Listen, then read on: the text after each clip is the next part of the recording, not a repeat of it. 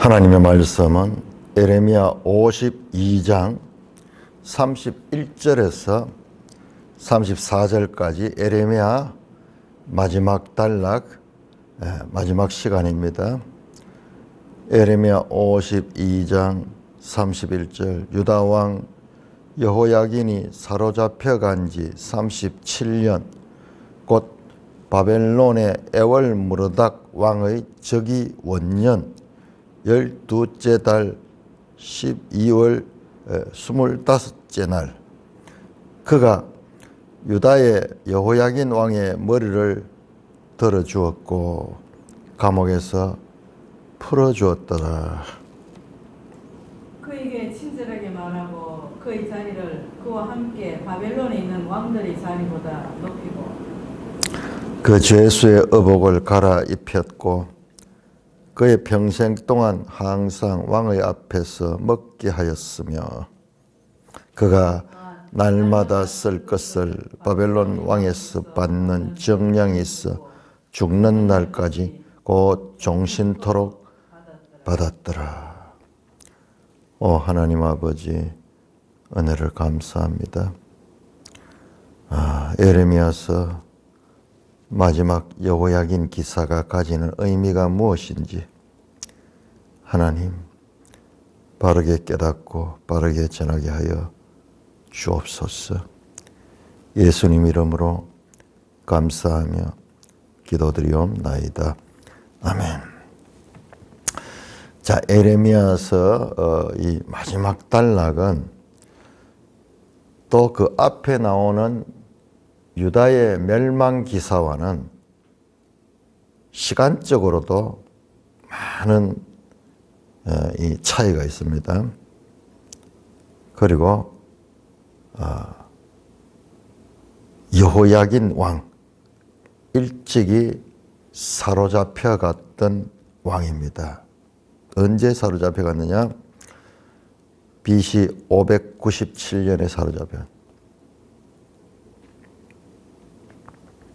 자, 우리는 요 마지막 유다 말기의 시간에 대해서는 성경에서 아주 세심하게 다루고 있습니다.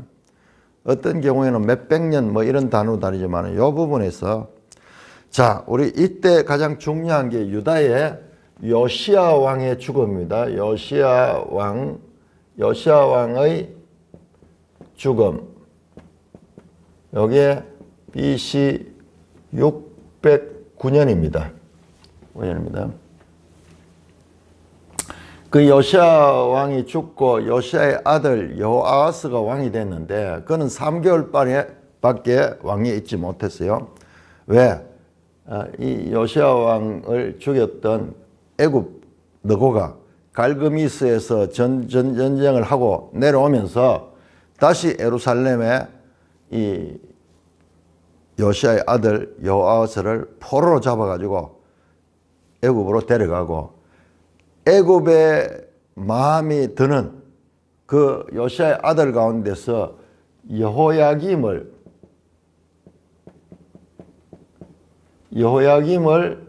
왕으로 세우고 그가 이 통치를 하겠습니다. 이게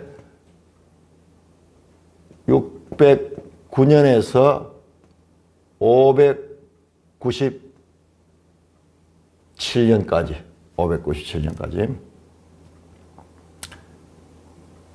이 여호야김이 친애굽파입니다. 애굽의 왕으로 세워서 바로 느고가. 자, 여러분 여기에서 우리가 아주 중요하게 보니까 이 요시야가 전쟁에서 죽었던 장소가 어디냐 하면 요시야가 죽었던 장소가 머깃도예요. 머깃도는 그 이스라엘 지도 가운데서 이 한 중부 지역에 있는 거죠. 이 머깃도인데 이게 헬라어로 이게 히브리어고 헬라어로 번역했을 때 마겟돈. 그런데 하르카는 거야. 이게 산이라 산. 이게 번역 아마겟돈이라는 게 그 유명한 아마겟돈이라는 것이 바로 머깃도예요. 그러니까 요시아가 죽었던 그 애굽과 전쟁에서 죽었던 그 장소가 아마겟돈이에요. 아마겟돈. 이게 이 유다 말기의 역사는 세상 말기의 역사를 보는데 아주 중요한 하나의 그런 그 모형적인 그런 의미를 가진다고 제가 말씀드립니다. 자, 이게 어디 나오냐면 계시록 16장에 나옵니다.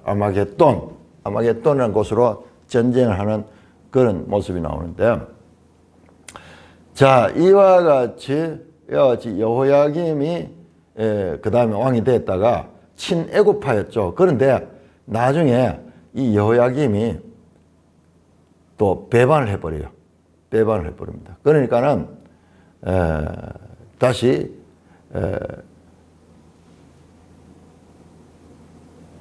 이 유다 말기가 요시아의 아들들 이야기예요. 자, 그 다음에 여호야김이 아주 악한 왕입니다. 여러분 그 에레미야서에 나왔죠. 에레미야가 바룩을 통해서 말씀을 기록했는데 그걸 난로 불에 다 넣어가 다 태웠던 자예요. 하나님 말씀을 불태웠던 자예요. 그 왕이에요. 악한 왕이었어요. 그래서 비참하게 죽임을 당합니다. 죽임을 당하고, 그 다음에 여호야김이 죽자 여호야긴이 왕이 됩니다. 여호야긴이 왕이 됩니다. 이게 597년이에요. 597년. 그런데 여호야긴이 왕이 되자마자 3개월도 되지 않아서 바벨론 왕이 와서 여호야긴을 포로로 잡아갑니다. 그래서 바벨론 포로가 됩니다. 바벨론 포로. 왕이 어린 왕이에요. 18세 때 왕으로 잡혀갑니다. 포로로 잡혀갑니다. 느부갓네살에서.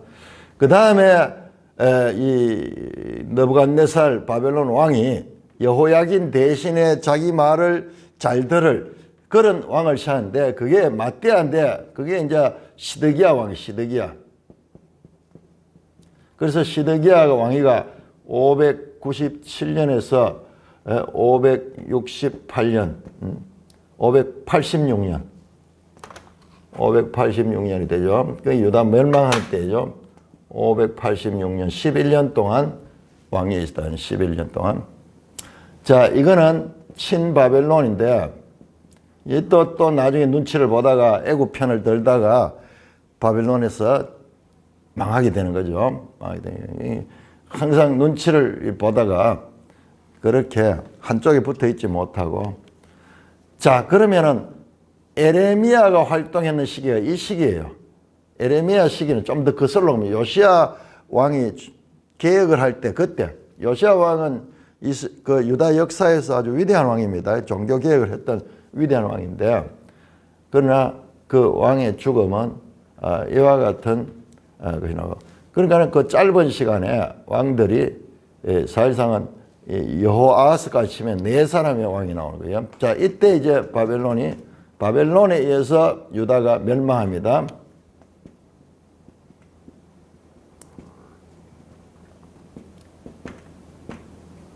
바벨론에 의한 멸망이죠.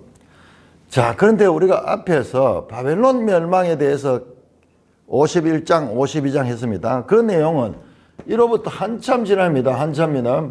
바벨론 멸망은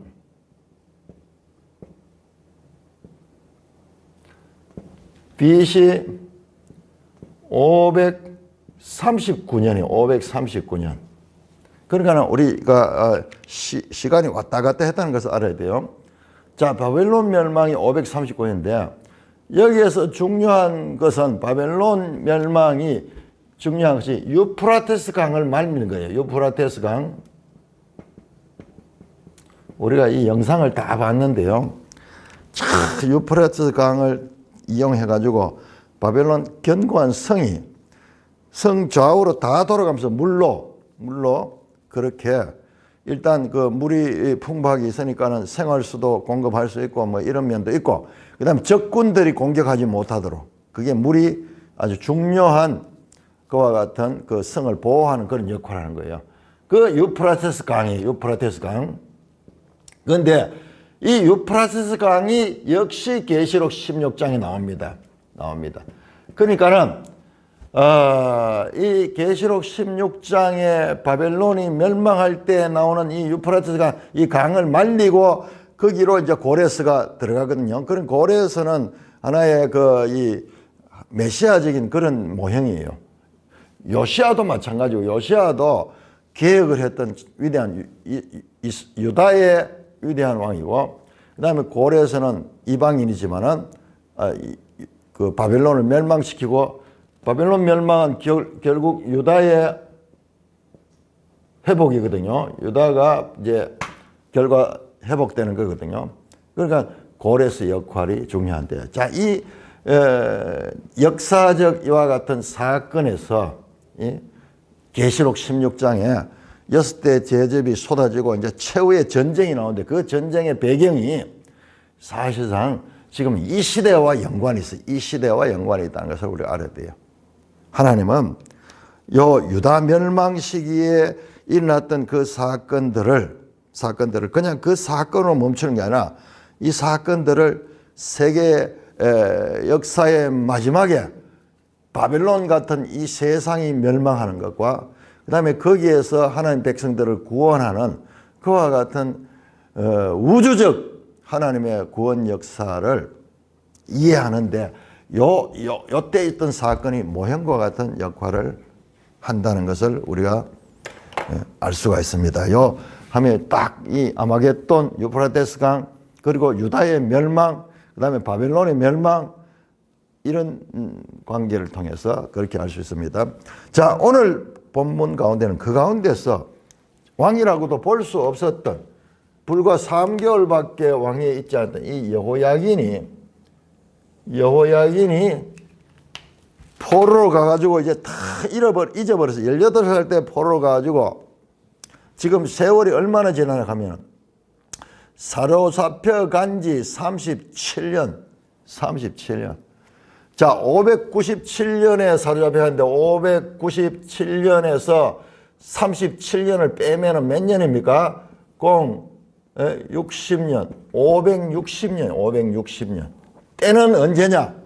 오늘 마지막 장면에 나오는 이때가 560년경. 바벨론의 에월무르닥 왕이 저기 원년.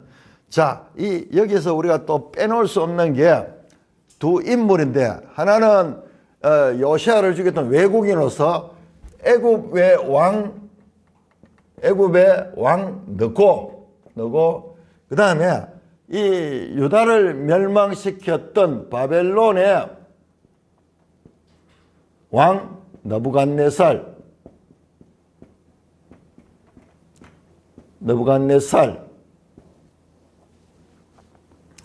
이 느부갓네살이 왕으로 있었던 적이 언제냐 하면, 느부갓네살이 605년에 왕이 됐어요. 605년에 왕이 돼가지고 오랫동안 통치하다가 560년에 죽습니다.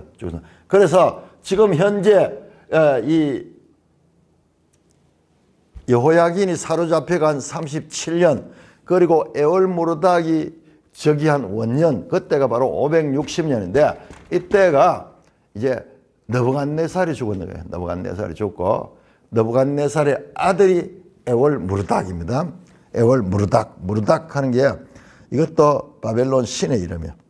말둑이네, 말둑. 바벨론의 마르둑신. 그래서 요 에월무르닥 왕이 즉위 원년.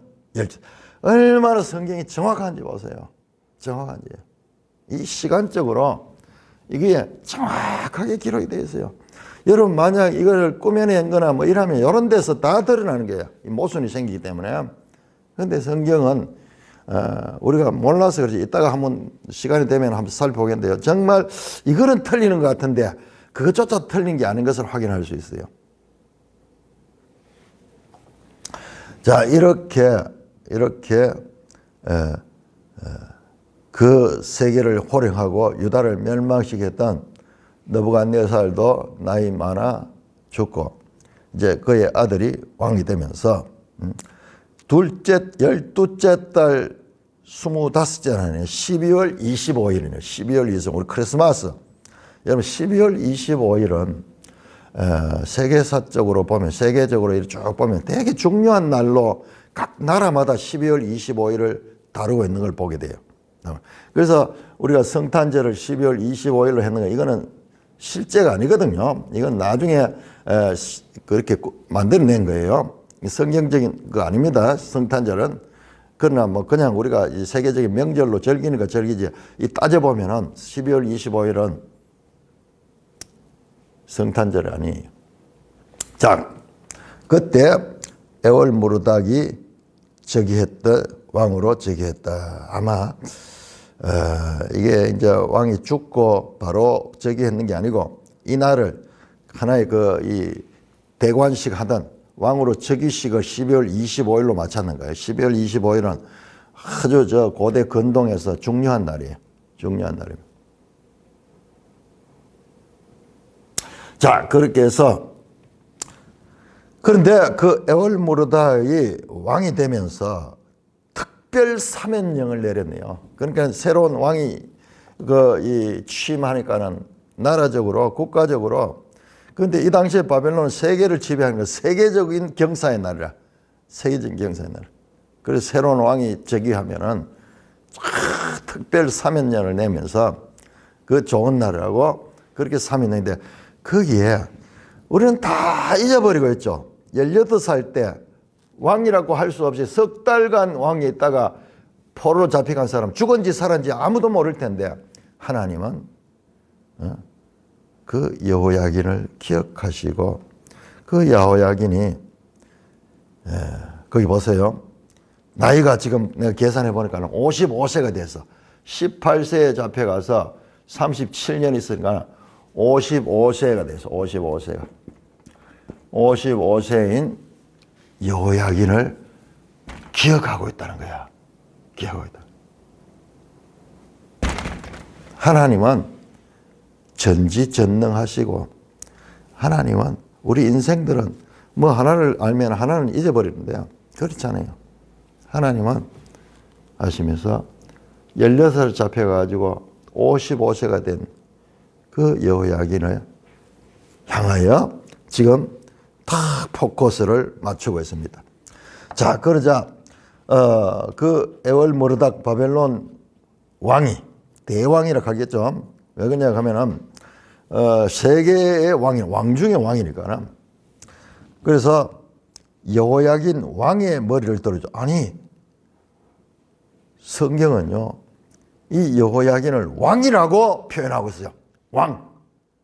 여호야긴 왕을 아니 왕에서 폐위되고 시드기야가 마지막 왕인데 여호야긴을 석 달짜리 왕 나이가 지금 55세 된 그 감옥에 있던 여호야긴을 왕이라고 부르고 있어요.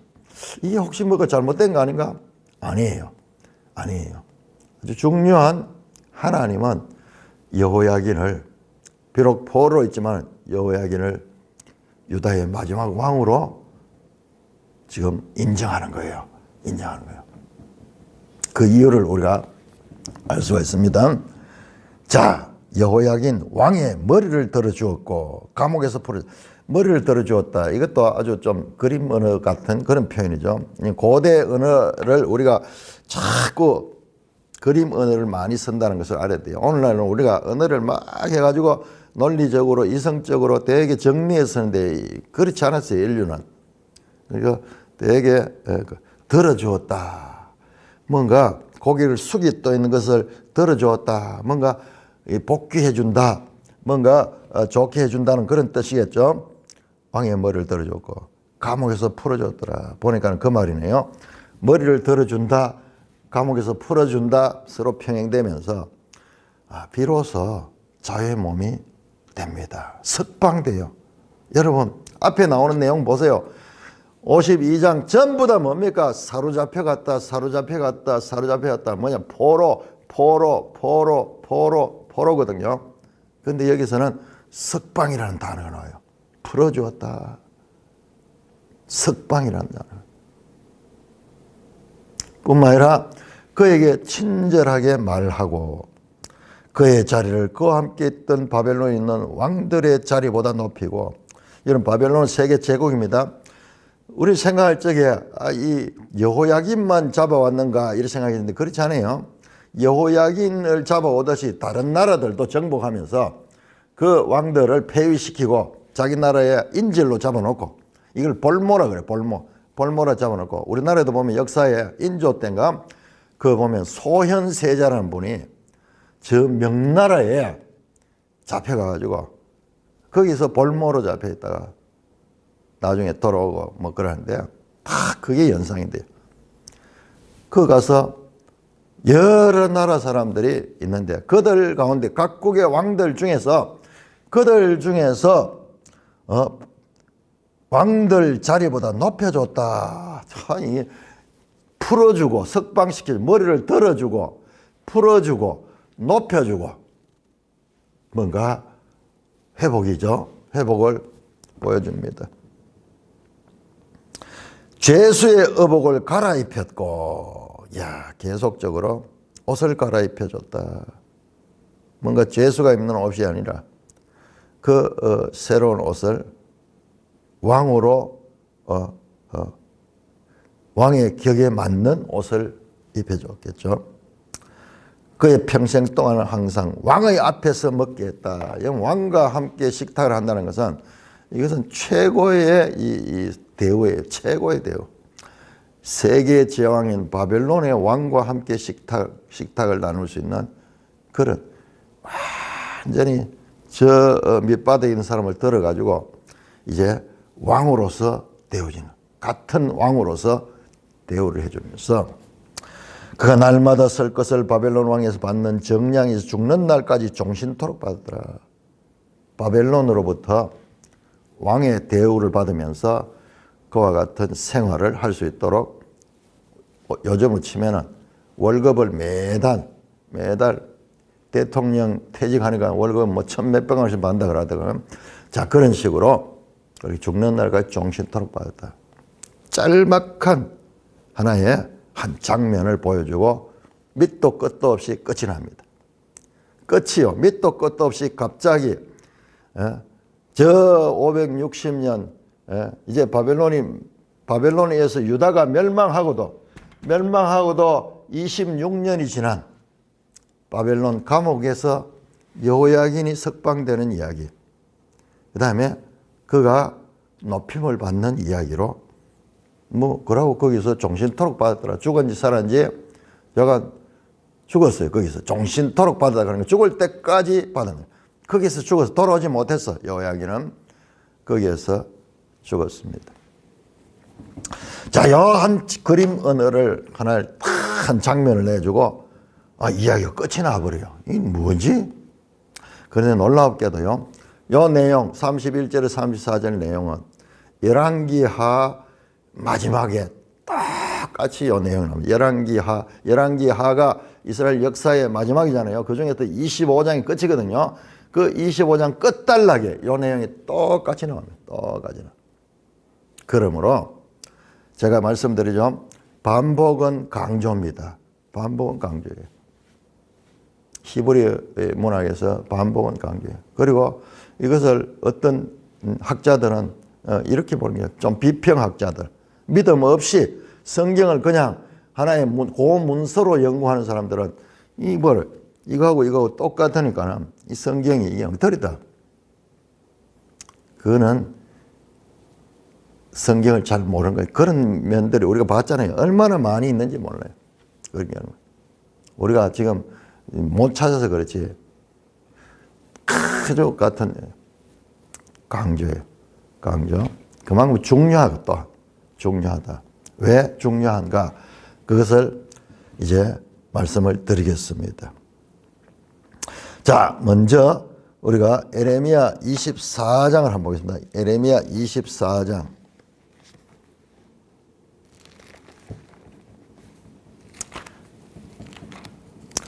에레미야 24장.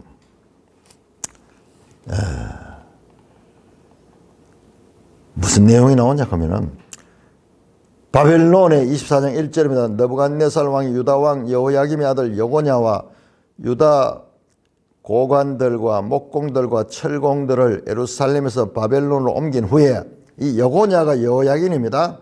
여호야긴, 이 여호야긴의 이름은 세 개로 나와요. 세 개로. 여고냐 또는 고니야라고 표현되는 부분이 있습니다. 그 다음에 여호야긴, 그 다음에 신약 성경에 가면은 여고냐는 이름 네 개로 나와요. 네 개로. 그래서 이걸 알아야 됩니다. 자, 여호야긴이 바벨론으로 잡혀간 후에, 여호야긴이 잡혀가던 그 시대의 이야기가 여기 나오네요. 지금 여호야긴이 감옥에서 풀려나오는 이야기 나오는데, 이미 저 앞에서 여호야긴이 잡혀갈 때 장면이 나오네요. 그때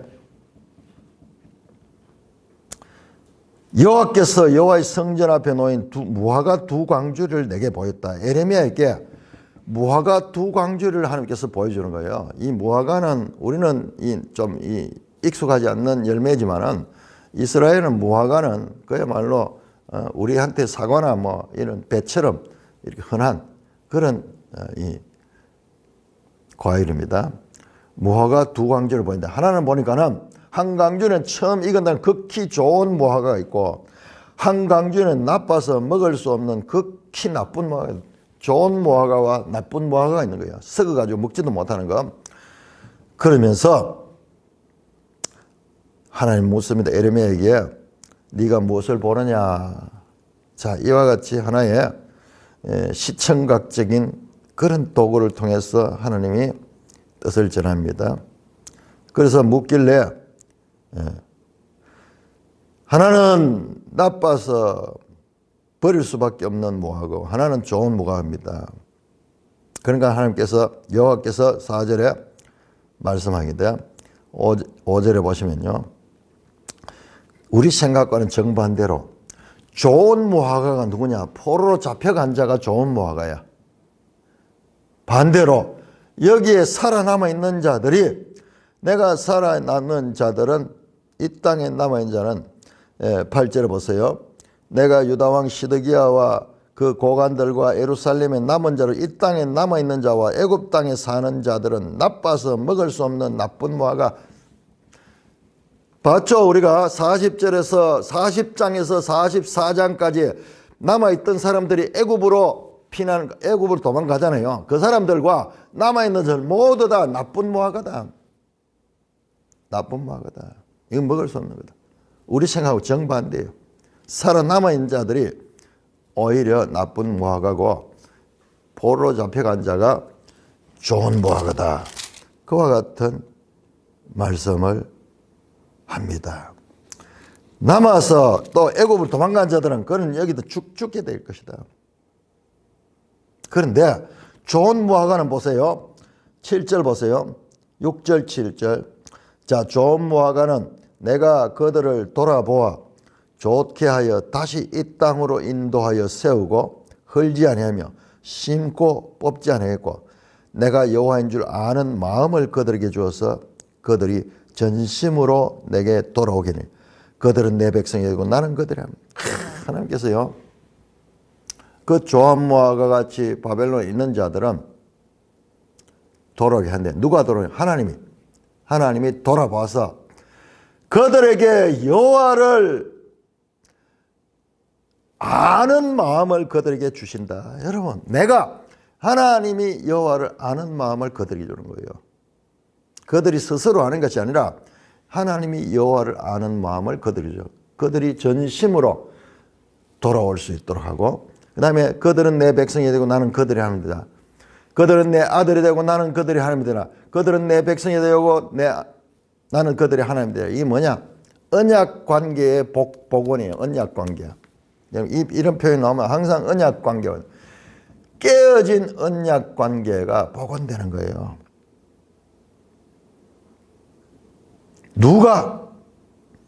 내가 5절에도 보세요. 내가 이곳에서 옮겨간 갈대아, 포로 잡혀가게 한 것도 하나님이시고 돌아오게 하시는 것도 하나님이시고 돌아와서 그들이 여호와를 아는 마음을 가지게 되어서 하나님을 사랑하고 하나님과의 언약 관계가 다시 복원되게 하는 것도 누가? 하나님이 하시는 거야. 하나님이 하시는 거야. 지금 우리는요, 이 시드기야가 아니 여호야긴이 37년 동안 감옥에 있다 여기서 풀려 나오는 것은 에월무르닥 느부갓네살의 아들 이 바벨론 왕 에월무르닥이 특사로 보여주지만 사실 그 에월무르닥이 그렇게 여호야긴 감옥에서 풀어지도록 주권적으로 역사하시는 분은 하나님일 거예요. 하나님. 여기 하나님이 그렇게 하신다 그러잖아요. 다시 거기서 뽑아가지고 다시 유다 나라로 옮겨가 심겠다. 그 말씀을 하고 있잖아요. 누가? 내가.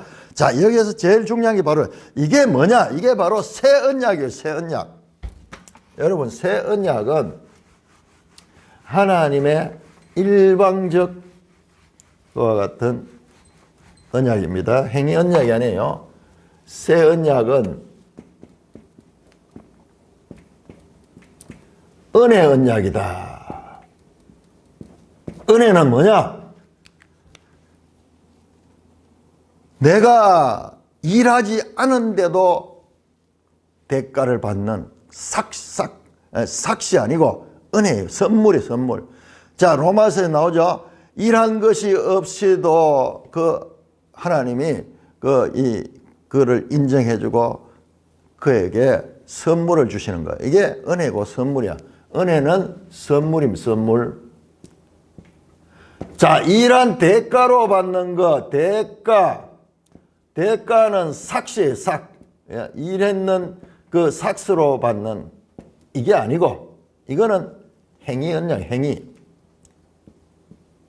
내가 일했기 때문에 그 대가로 그와 같은, 이건 조건이 조건적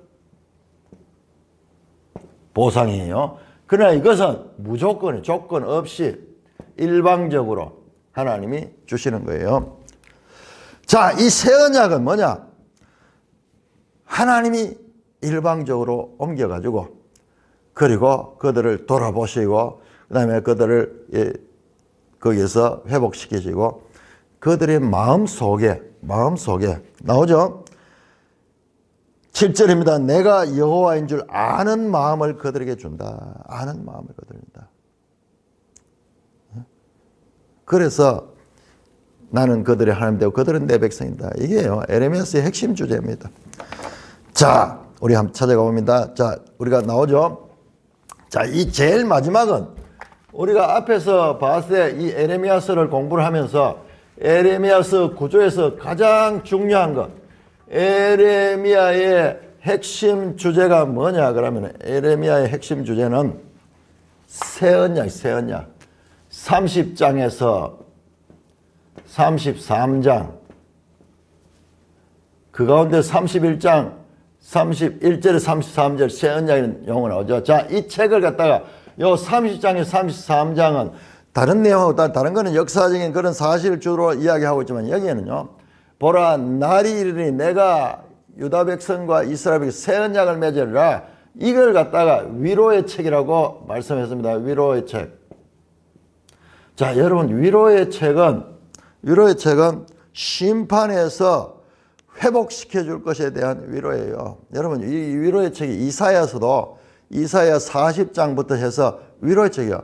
너희는 내 백성을 위로하라. 그 모든 죄로 인하여 복역의 때가 끝이 났다. 자신들의 잘못에 의한 대가로서 그 형벌을 받았던 그 유효기간이 끝이 났다. 형기가 마쳤다 하는 뜻이에요.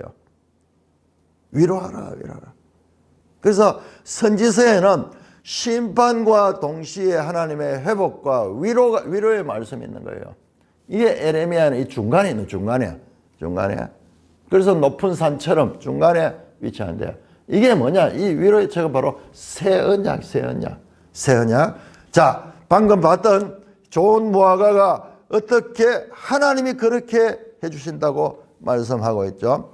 자, 32장. 자, 위로의 책으로 갑니다. 위로의 책. 32장 39절 위로의 책 32장 39절 보세요. 39절, 38절부터 보는 게 좋겠네요. 자, 여기에 보면 방금 나왔던 말, 그들은 내 백성이 됐고 나는 그들의 하나님 될 것이며. 자, 그 다음에 보세요. 39절. 내가 그들에게 한 마음과 한 길을 주어 하나님이 그들의 마음 속에, 그들의 이 길에 자기들과 자기 후손들의 복을 위하여 항상 나를 경외하고, 그들이요 하나님을 경외하고 하나님을 사랑할 수 있는 그런 마음을 주는 거예요. 여러분, 하나님이 그 새로운 마음을 주는 거예요. 마음을 바꿔준다니까요. 한 마음과 한 길을 주어 자기들의 후손의 복을 위하여 항상 나를 경외하고, 그래서 그 마음이 들어가면 경외하게 되고 하나님을 사랑하고 하나님을 경외하고, 내가 그들에게 복을 주기 위하여 그들을 떠나지는 하나님이 그들과 함께 하는 거예요. 하나님의 영원한 언약을 그들에게 세우니 나를 경외하면 그들의 마음에 두어 나를 떠나지 않고. 그전에는 마음에 이 하나님을 떠났잖아요. 마음이. 그런데 이 마음 속으로 하나님이 들어가서 그 마음이 하나님을 떠나지 않게 하고, 내가 기쁨으로 그들에게 복을 주되 분명히 나의 마음과 정성을 다하여 그들을 이 땅에 심으리라. 여호와께서 이같이 말씀하시느라. 42절이죠. 내가 이 백성에게 큰 재앙을 하지 허락한 모든 복을 너에게 줄 것이다.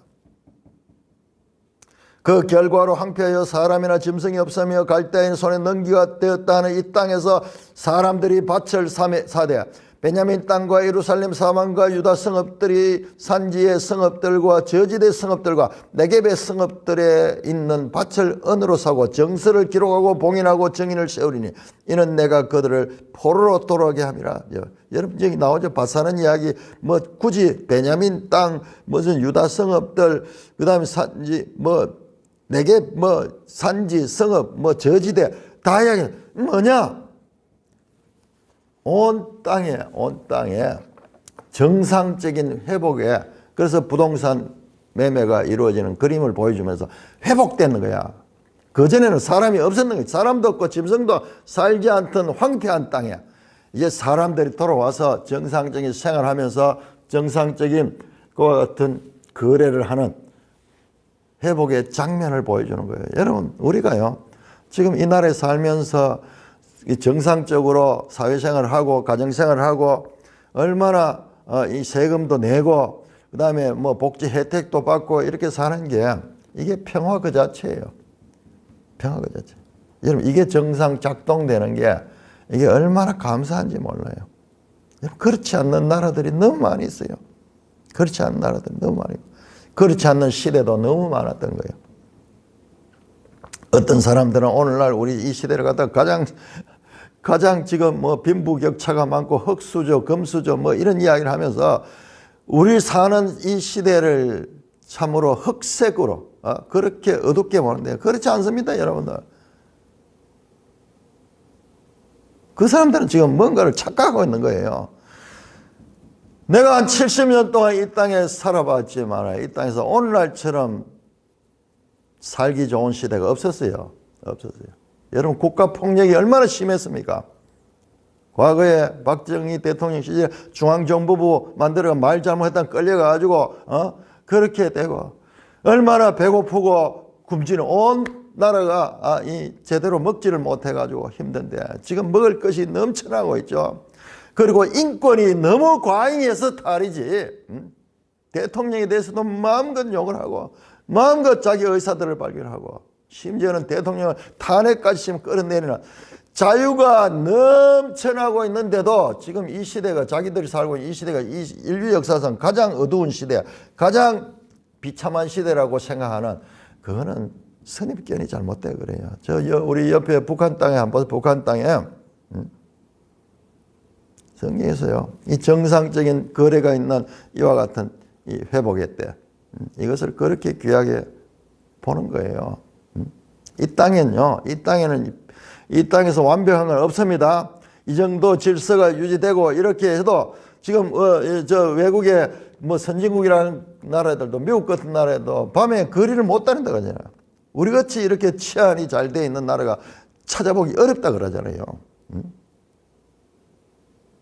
그런데 지나치게 보니까는 그런 소리를 하고 있는 거야. 그런 소리. 자, 이렇게 하나님께서 회복시켜 준다는, 이게 새 언약이에요. 새 언약. 이 새 언약 부분에서 이 말씀들이 다 나옵니다. 우리 한번 찾아보겠습니다. 다시 이 새 언약 부분에 이 말씀들. 자, 이 말씀 가기 전에 먼저 신명기 30장, 내가 늘 이야기하는 신명기 30장 6절을 가야 돼요. 신명기 30장 6절. 이 새 언약은 이미 모세 모압에서 이미 말씀하신 것이에요. 신명기 30장 6절입니다. 신명기 30장 6절. 여러분 이걸 찾아야 돼요. 이 내용이 탁 끼고 있잖아요. 30장 6절 보세요. 네 하나님 여호와께서 네 마음과 네 자손의 마음에 할례를 베푸사 너로 마음을 다하여 뜻을 다하여 네 하나님을 사랑하게 한다. 하나님이 마음에 할례를 행해 주는 거야. 마음의 할례가 도대체 뭐지? 성령이 우리 마음을 뚫고 우리 마음을 찢고 하나님 보낸 성령이 우리 가운데 들어와서 어떻게 우리가 존재가 변화되는 거예요. 새 마음. 그래서 하나님을 사랑할 수 있는 마음. 그래서 생명을 얻게 하도록 하나님이 해주시는 거예요. 은혜 언약이에요. 은혜 언약. 이게 바로 은혜 언약인 것입니다. 여러분 사도 바울이 로마서에서 계속 은혜냐 그리고 이 행위냐 그 다음에 갈라디아서도 계속 그 이야기 전부 이야기입니다. 이야기예요. 이미 신약은 새 언약, 신약이라는 단어가 한자어로 새 언약. 신천지 같은 데서 새 언약은 이만희가 새 언약이래요. 아니 단어조차도 모르고 있는 거예요. 단어조차도. 여러분 예수 그리스도 자체가 새 언약입니다. 예수님이 오신 것 이게 새 언약이에요. 새 언약. 이 구약에서는 그 전부 다 구약의 메시지의 핵심은 예수 그리스도를 향하고 있는 거예요. 예수 그리스도. 그래서 옛 언약이라고 하고 예수님이 출생부터 나오는 마태복음부터 계시록까지를 새 언약, 신약이라고 해요. 새 언약 시대에 이루어지는 일이라고 말하잖아요. 이거는 너무나 기초적이고 기본적인 이야기인데도 새 언약이 뭔지를 잘 몰라요. 새 언약은 뭡니까? 하나님이 마음에 할례를 해주는 그 존재 자체가 바뀌는 거예요. 여러분 요한복음 3장에 예수님께서 말씀하신 물과 성령으로 거듭나지 않으면 하나님 나라를 볼 수 없다. 바로 그 말이에요. 이 모세 시대에 한 말씀이 성취되는 거예요. 사람이 거듭나지 않으면 하나님 나라를 볼 수 없다. 어떻게 거듭납니까? 다시 어머니 뱃속에 들어갔다 나와야 됩니까? 니고데모가 알지 못하니 그 거듭나는 게 뭐냐? 육으로 난 것은 육이요 영으로 난 건 영이네. 내가 거듭나야 되겠다는 말을 이상히 여기지 말라. 성령으로 거듭나요. 하나님의 영이 우리 가운데 도는 거예요. 그래서 신약은 성령이 우리 속에 도는 거예요. 신약은 여러분들 예수님이 오셔서 공생애를 거치시고 예수님이 이 땅에 오셔서 귀신들을 쫓아내고 병자들을 고치고 그리고 잘못된 것을 바르게 지적해주는 이 모든 것이 새 언약의 시작이에요. 시작. 하나님의 아들이 와서 하나님 나라가 왔다는 거예요. 하나님 나라가. 그 다음에 예수님 십자가의 죽으심과 부활하심과 성천하심과 보좌 우편에 앉으심과 성령을 보내주신 이 전부 다가 새 언약을 성취한 새 언약. 그래서 사도행전 2장에 오순절날 성령이 임하는 그게 새 언약이 성취되는 사건이에요. 그래서 요엘서를 인용하잖아요. 요엘서 2장을 인용하잖아요. 구약의 선지자들이 다 꿈꾸던 것은 뭐냐? 그러면 바로 이 새 언약 시대를 꿈꾸고 오실 메시아를 찾고 있었던 것입니다. 자, 다시 한번 우리가 이 새 언약 부분으로 돌아옵니다. 에레미야 33장 위로의 책입니다. 30장 3절 여기에 다 들어있어요. 에레미야 33장 15절 16절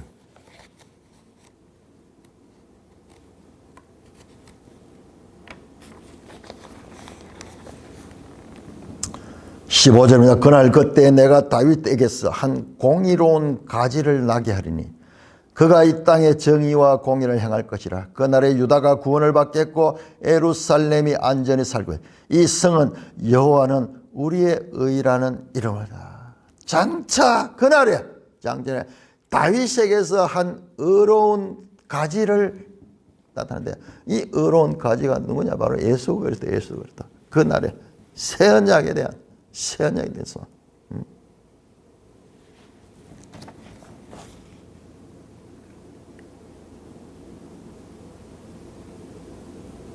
30장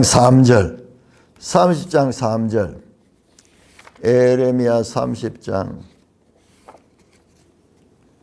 3절 여호와의 말씀이라. 보라, 내가 내 백성 이스라엘과 유다의 포로를 돌아오게 할 날이 오니 내가 그들을 그 조상들의 준 땅으로 돌아오게 할 것이니 그들이 그 땅을 찾아. 누가? 내가 돌아오게 할 것이다. 하나님이 하시는 것입니다. 하나님이 하시는 것입니다.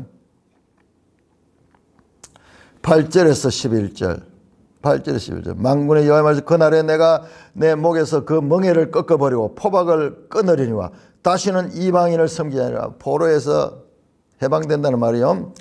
그들은 그들이 하나님 여호와를 섬기며 내가 그들을 세울 그들의 왕 다윗을 섬기라. 다윗의 씨로 얻은 왕. 그래서 예수님은 아브라함과 다윗의 후손, 그리고 다윗의 후손 예수여 나를 불쌍히 여기소서 하는 그런 호칭, 그런 것은요, 이 소경이 외쳤던 그 외침은 성경의 핵심을 건드리고 있는 것입니다. 자, 이렇게 바로 이 새 언약의 시대가 옵니다. 자, 여기 오셔서 이와 같은 회복을 하시지만은 또 한 가지 이 회복 전에 무엇을 하느냐 그러면은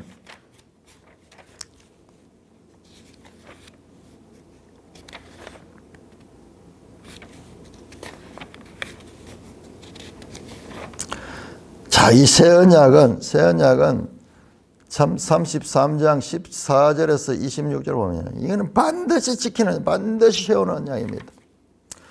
자, 이 새 언약의 백성들은 그 죄가 아무리 그 죄를 찾으려 해도 그 죄가 찾을 수가 없도록 해주시는 것이 바로 이 새 언약입니다. 새 언약.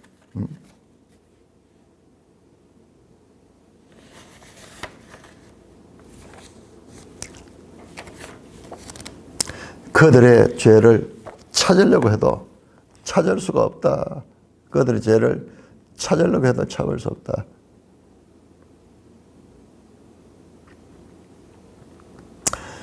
에레미야 50장 20절에 그날 그때는 이스라엘의 죄악을 찾을지라도 없겠고 유다의 죄를 찾을지라도 찾으니 이는 내가 남긴 자를 용서할.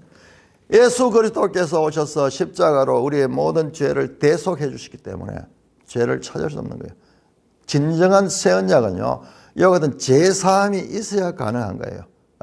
자, 이렇게 지금 에레미야 52장에 나오는 여호야긴의 석방은 새 언약이 성취되고 있는 새 언약이에요. 여러분 앞에 나오잖아요. 이 좋은 무화과 이 그릇에 담긴 것, 이것들은 하나님이 다시 돌아오게 할 것이다. 이게 바로 새 언약에 관한 하나의 대표적인 행위였습니다. 자, 그런데 문제가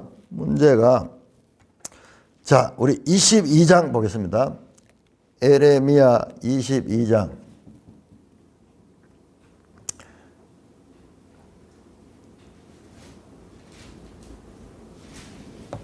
에레미야 22장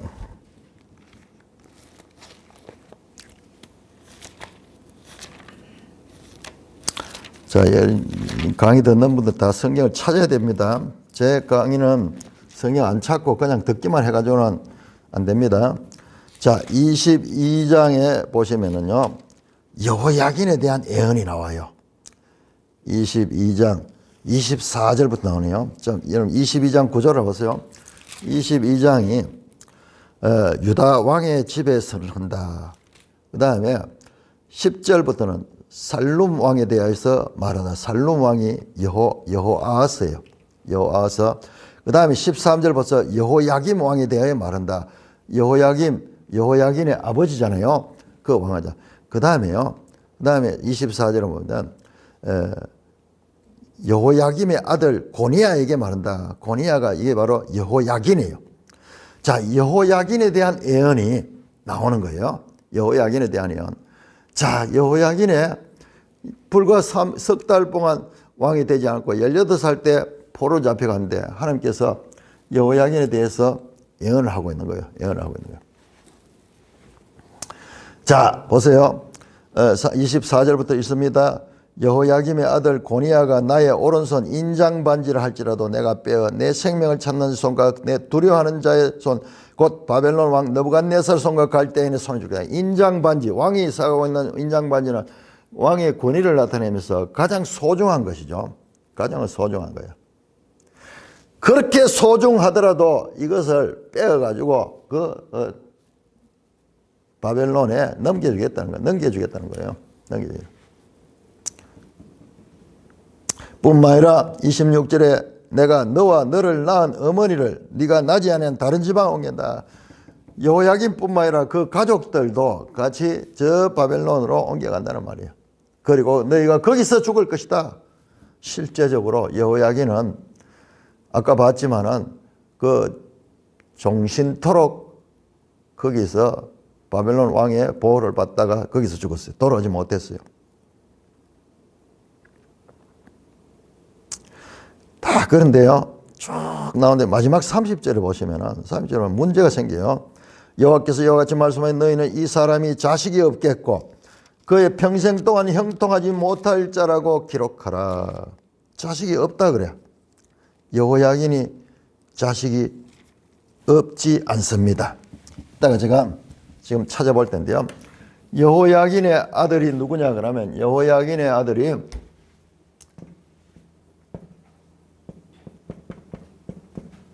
스알디엘 아주 스룹바벨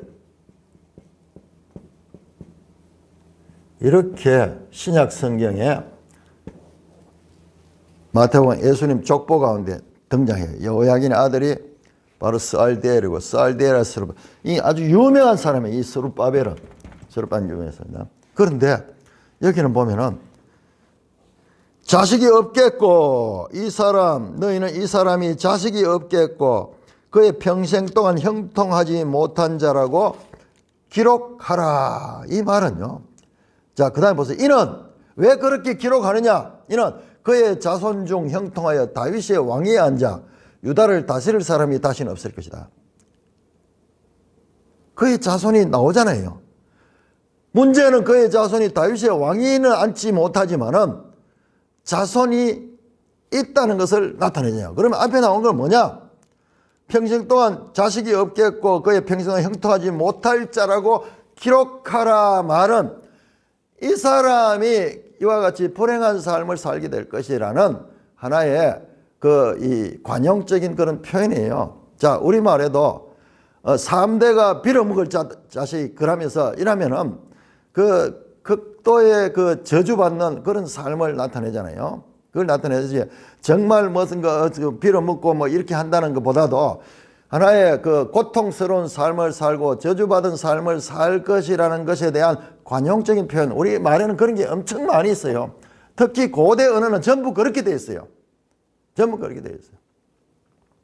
여러분들 우리 어른들 보면 오늘날 우리는 현대 교육을 받아가지고요. 언어 사용하는 게 우리 어른들하고 영달라요. 이 어른들 시대에는 들어보면요. 되게 이런 그림 언어들을 많이 사용해요. 근데 지금도 기억나요. 우리 어머니 뭐 한 번씩 이야기 툭툭 튀면 뭐 명언이 툭 나온다. 어떤 사람 또 보고 그 사람이 참 어렵지만은 근데 뭐 하나 잘한 게 있어. 뭐 보면 자기 나름대로 잘한 게 있어. 군비도 구부는 재주 있다 하면서 그런 말들이 툭툭 튀어나온 툭툭 생활 속에서 나오는 그런 속담 같은 거 이런 거 우리는 그런 부분을 많이 잃어버리고 살고 있어요. 지금은 언어가 너무 이렇게 논리적인 그런 것으로 바뀌면서 근데 과거의 언어들은요 참 그림들이에요. 그림이고 경험이고 그러니까 비유가 엄청 많이 발달했는 거예요. 자 여기에서 앞에 나오는 것은 그가 이 평생 동안 형통하지 못하고 자식이 없겠고 평생 동안 형통하지 못할 자라 기록하라는 말은 그와 같은 삶을 살은 자로 그렇게 여기라는 거 말이에요. 진짜 자식이 없는 게 아니라 그 자손이 나오잖아요. 이는 그의 자손 중 형통하여 다윗의 왕이 앉아 유다를 이게 무슨 말이냐 그러면은 이 여호야긴이 누구의 여호야긴의 아버지가 요시아잖아요. 요시아의 아버지 다 올라가면 이게 다윗이에요. 다윗 왕조예요. 다윗 왕조. 유다는 다윗 왕조입니다. 다윗 왕조의 끝이 우리는 알기를 시드기야가 끝이나 시드기야로 알고 있는데 하나님은 그렇게 보지 않아요. 하나님은 여호야긴을 마지막 왕으로 보지 않아요. 시드기야 두 눈이 뽑히고 이 바벨론으로 포로 잡혀갔죠. 그런데 하나님은 요 3개월짜리 사실상 시드기야의 조카예요. 시드기야의 조카인데 요 3개월짜리 왕밖에 없었던 이 여호야긴을 마지막 왕으로 인정하는 거예요. 그걸 어떻게 하는가 보세요. 자, 우리 마태복음 1장 넘어갑니다. 마태복음 예수님의 족보 나오죠. 족보 나오는데 자, 이게 성경이에요. 여러분. 자, 11절입니다. 마태복음 1장 11절. 바벨론으로 사로잡혀 갈 때 요시야는 여고냐와 그 형제, 여고냐가 여호야긴이에요. 우리 알기로는 요시야의 아들이 여호야김, 그 다음에 시드기야, 이런 사람들이 왕위를, 그래도 여호야긴도 한 10년 있었고, 시드기야도 한 10년 있었는데, 저 여호야긴은 3개월밖에 있지 않고 포로 잡혔는데, 그런데 여기에는 뭐라고 나오냐? 요시야의 아들이 여호야긴이에요. 마지막 왕, 바벨론으로 사로잡혀 갈 때, 유다가 멸망할 때죠. 이 말은 유다가 멸망할 때 마지막 왕은 여호야긴이라는 거예요. 하나님은 그렇게 하는 거예요. 그러니까 하나님께서 지금 열왕기는 왕들의 이야기잖아요. 마지막 왕의 이름으로 바로 여호야긴이 옥에서 나오는 기사를 뽑았는 것이 바로 그와 같은 의미고 에레미야에서도 마찬가지 시드기야가 죽고 이제 여호야긴은 복권되는 이 장면들이 지금 하나님의 구원 계획을 따라 이루어지는 거예요. 그래서 마태복음에서는 요시아의 아들은 여호야긴이고 여호야긴은 유다의 마지막 왕이다. 그러면 여호야긴의 아들이 나오거든요. 자, 여고냐와 그 형제. 자, 12절에 바벨론으로 사로잡힌 후에 여호야긴은 스알디엘을 낳고 스알디엘은 스룹바벨을 낳았다. 그런데 이 사람들의 공통점이 뭐냐? 자, 이 사람들은 여호야긴까지는 다윗 왕조예요. 다윗 왕조. 바로 다윗 왕조예요. 그러나 여호야긴 후로는 왕조가 아니에요. 다윗의 후손이지만 왕조가 아니에요. 그래서 아까 전에 에레미야 22장 30절에 다윗 왕위에 앉을 자가 없어. 그 자식들 가운데 다윗 왕위에 앉을 자가 없다는 말은 이걸 가리키고 있는 거예요. 후손들은 있지만은 이 사람들은 왕이 아닙니다. 이 사람들은 왕이 아니고 여호야긴까지가 왕조예요. 왕조. 자, 이 사람들은 스알디엘이나 스룹바벨, 스알디엘은 아마 여호야긴이 바벨론에서 낳는 아들일 거예요. 그리고 스룹바벨은 바벨론에서 태어난 애예요. 이름도 바벨이잖아요. 스룹바벨 이라는 그런 이름을 가지고 있는데, 그런데 이 사람이 어떻게 되냐? 이 사람이 아주 중요한 인물입니다. 중요합니다. 자, 여기 먼저 구별합니다. 왕조로서는 여호야긴이 끝이지만 그 후손들은 이어집니다. 스알디엘은 어떤 일을 했는지가 전혀 나오지 않아요. 그냥 스룹바벨의 아버지 이름으로 계속 스알디엘이 나옵니다. 그런데 스룹바벨은 여러분들 깜짝 놀랍니다. 여러분 스룹바벨에 관한 기사는 포로 후기 이스라엘 역사를 다루고 있는 책이 에스라죠. 에스라, 느헤미야. 자, 포로 후기를 다루고 있는 선지자가 학개, 스가랴. 여기에 이 사람 뭐냐? 이 포로 후기 하는 일이 뭐냐? 성전 재건이요. 성전 재건. 이 성전 재건을 위해서 고레스가 이들을 유다인들을 본국으로 돌려보낸데 목적이 뭐냐? 성전 재건을 위해서 봐. 성전 재건. 자, 여러분 봅시다. 자, 고레스 칙령을 보십니다. 에스라 1장. 목적이 나옵니다. 고레스가 무엇을 하도록 했는가? 자, 고레스 칙령 에스라 1장 1절 바사왕 고레스 원년에 여호와께서 에레미야를 통하여 하신 말씀을 이루게 하시려고 바사왕 고레스의 마음을 감동시키며 그가 온 나라에 공포도 하고 조소도 내려 이르되 바사왕 고레스는 말하노니 하늘의 하나님 여호와께서 세상 모든 나라를 내게 주셨고 나에게 명 유다 예루살렘에 성전을 건축하라. 성전을 건축하라. 여러분 포로들이 하는 일은요 제일 중요한 일이 성전 건축을 해서 그리고 고레스가 하는 명령도 성전 건축을 해요. 그래서 에스라 1장에 보면은 성전 기명들 바벨론 때 가져갔던 그걸 다 돌려보내줍니다. 돌려보내주고 심지어는 여비까지 대주고 지원까지 해주면서 유다인들을 본국에 돌아오는데 그 대표적인 인물이 누구냐 하면 이 스룹바벨이에요. 스룹바벨입니다. 제가 찾아보니까요 여기에 스룹바벨의 이름이 최소한 20번 넘게 나와요. 20번 넘게 나와요.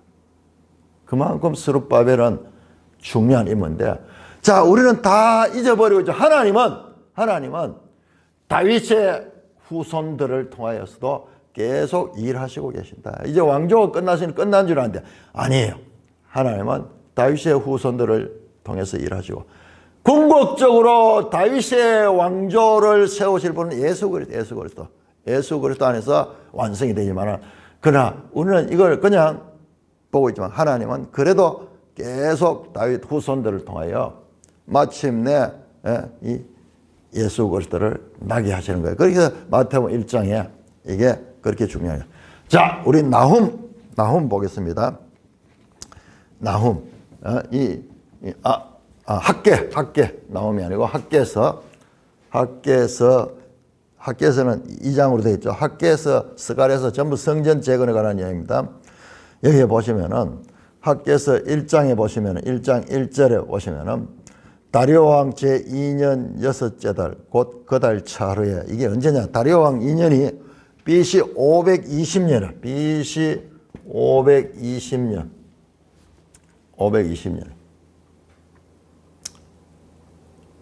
그러니까 아까 봤죠? 한 100년 기간 BC 609년부터 해서 요시아의 죽음부터 해서 500년 말과 그리고 600년 말과 500년 전체가 아주 중요한 의미예요. 539년에 이 바벨론이 멸망했고 520년에 이 다리오가 백성들을 돌려보낸대요. 그때 보세요. 그때 1절에 보니 다리오 왕 제2년 6달 그 달 차루에 여호와께서 선지자 학개로 말미암아 스알디엘의 아들 유다 총독 스룹바 왕은 아니지만은 총독이야. 유다 총독으로 돌아옵니다. 뿐만 아니라 성전 재건에 가장 이 주도적인 역할을 합니다. 자, 그런데 나훔서 학개 2장 23절 학개서 마지막 절이에요. 자, 마지막 절을 펴주시고 여러분 마지막 절을 딱 표시를 해놓고요. 다시 내가 비교를 하려고 그러니까는요. 에레미야 22장으로 다시 돌아갑니다. 에레미야 22장 아까 여호야긴에 대한 하나님의 예언 말씀 22장 24절과 요 딱 대조해서 보시면요.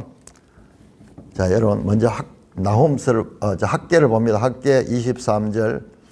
만군의 여호와가 말하노라 살디엘의 아들 내 종 스룹바벨아 여호와가 말하노라 그날에 내가 너를 세우고 너를 인장으로 삼으리니 이는 내가 너를 택하십니다. 만군의 여호와 하나님이 이 스룹바벨을 하나님의 인장 반지로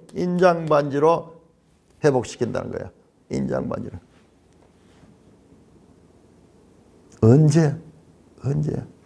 언제 그렇게 말했을까요? 자, 우리는 앞에서 자, 다시 에레미야 22장 24절 보세요. 유다 왕 여호야김의 아들 고니야가 나의 오른손과 인장 반지를 할지로 내가 빼어서 그것을 이 바벨론에 넘길 수밖에 없다. 그만큼 인장 반지라. 그러나 그 바벨론 포로 기간이 끝나고 여호야긴의 후손 스룹바벨은 다시 인장으로 회복되는 하나님이 잠시 여러분 바벨론 포로기는 이스라엘 백성이 거쳐야 되는 과정이에요. 이 과정을 하나님의 구원 역사의 아주 중요한 하나의 이게 과정이에요. 과정. 이걸 거치지 아니하면은 하나님의 자녀다운 삶을 살 수가 없는 거예요. 하나의 풀무불 같은 연단의 기간이라고 볼 수 있어요. 여호야긴 때 빼어버린 인장 반지가 스룹바벨 때 그의 손을 다시 깨어지면 연도로 치면요 500 597년에 포로 잡혀가진 거예요. 597년이고 이게 지금 방금 이야기가 520년 다리오 2년 520년 약 70년 간격을 두고 빼어버렸던 인장 반지를 다시 다윗의 후손 여호야긴의 손자의 인장을 다시 끼워주는. 여러분, 우리 그러니까 하나님의 스케일은 시대를 초월했는데 우리는 그렇게 볼 수 없어요. 그런데 이 성경을 펼쳐놓고 더듬어 보면은 빼어버린 여호야긴의 인장 반지는 다시 그 손자 스룹바벨의 손에 인장 반지처럼 삼아지고 하나님이 그를 도우시고 하나님의 구원 역사의 주도적 역할을 하는 인물로 사용하는 것으로 끝이 나버립니다. 그리고 그 뒤 이후의 이야기는 없어요. 400년 동안 중간기의 기록이 없습니다. 그 모든 것은 점점점점점 암시예요. 그리고 마태복음 1장에 아브라함과 다윗의 후손 예수 그리스도의 세계라 그러면서 바로 진정한 다윗의 후손 왕 중의 왕으로 다윗의 왕위에 앉아서 다윗 언약을 성취하는 분으로 예수님이 나오는데요. 그 예수님이 오는 길에 하나의 이정표 같은 역할, 그 과정과 같은 역할을 하는 인물들이 바로 이 여호야긴과 그 후손들로 이어진다. 그러므로 오늘 에레미야 52장 31절 34절에 나오는 이 여호야긴의 석방 이야기는 엄청난 많은 앞으로 일어날 일들을 암시하고 있는 하나의 그림 은혜라는 것을 확인할 수가 있습니다. 이렇게 우리가 7월달, 8월달 두 달 그리고 이 9월 2일까지 이렇게 해서 에레미야서 2024년 에레미야 공부를 마치게 되는 것입니다. 하나님 아버지 은혜를 감사합니다. 이 여름 두 달 동안 에레미야의 높은 산을 등반하며 곳곳에 나타나 있는 귀암 괴석들과 높은 봉우리와 골짜기와 그 숲과 길과 그 에레미야 산을 등정하며 그 사이를 그렇게 살펴볼 수 있는 은혜를 베풀어 주시니 감사를 드립니다. 뿐만 아니라 이 에레미야서를 등정하면서 또한 에레미야가 저 신약의 요한계시록과 엄청나게 연결된다는 것을 알게 하시는 은혜도 베풀어 주시니 감사를 드립니다. 하나님 말씀은 참으로 놀랍고 인생으로서 상상할 수 없는 그와 같은 하나님의 구원 계획을 담아서 우리 인생들이 알 수 있는 이와 같은 놀라운 은혜를 베풀어 주신 것을 알게 하시니 감사를 드립니다. 영광 존귀 세세토록 하나님 받으시기에 합당하니이다. 우리 주 예수 그리스도의 이름으로 감사하며 소망 있는 하나님의 백성으로 살아가는 저희들 되게 하여 주시옵소서. 예수님 이름으로 감사하며 기도드리옵나이다. 아멘.